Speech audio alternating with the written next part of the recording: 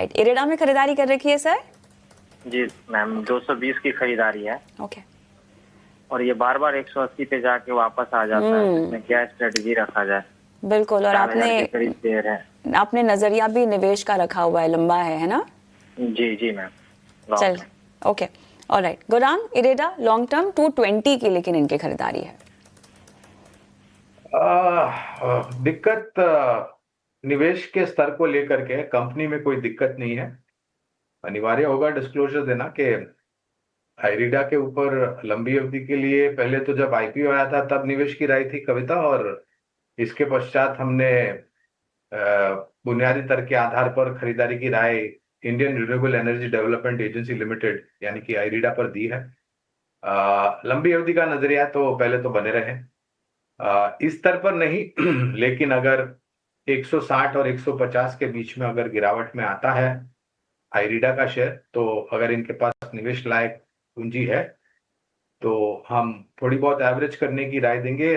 दिक्कत खरीदारी का स्तर है, इनके लिए अनिवार्य है कि ये लंबी अवधि के लिए पूंजी अपने पास जो है वो उसमें थोड़ा बहुत खरीदारी करे।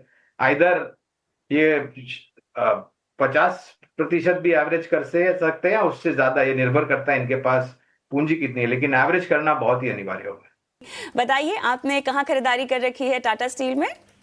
हाँ मैम, मैं 6 मंथ पहले जो है टाटा स्टील खरीदा था। हाँ, 163 के प्राइस पे 305 क्वांटिटी।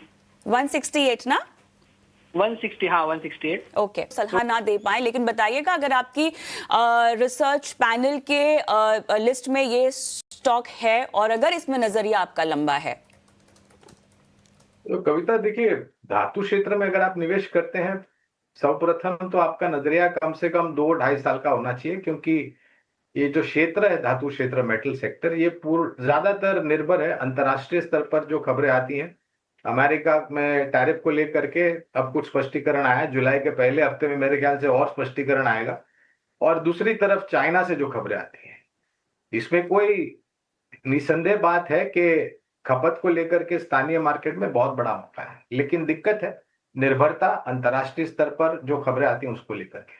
दूसरी बात, आंकड़ों के आधार पर भी अगर आप देखने जाएं तो तिमाही दर तिमाही तो बहुत बड़ा परिवर्तन नहीं होता है धातु क्षेत्र में। हाँ, छमाही दर छमाही, साल दर साल अगर आप आकलन करें आंकड़ों का तो आपका नजरिया सकारात्मक होता है।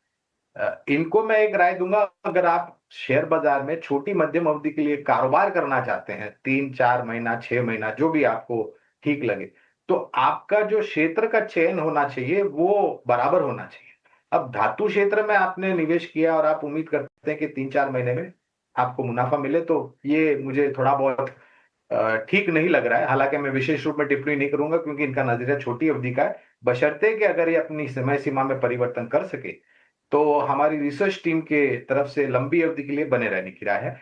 इनका निवेश एक तो थोड़ा बहुत ऊपरी स्तर पर है, अगर ये मन बदलते हैं तो एक या दो विकल्प इनको दे सकता हूं, पहले तो बने रहे।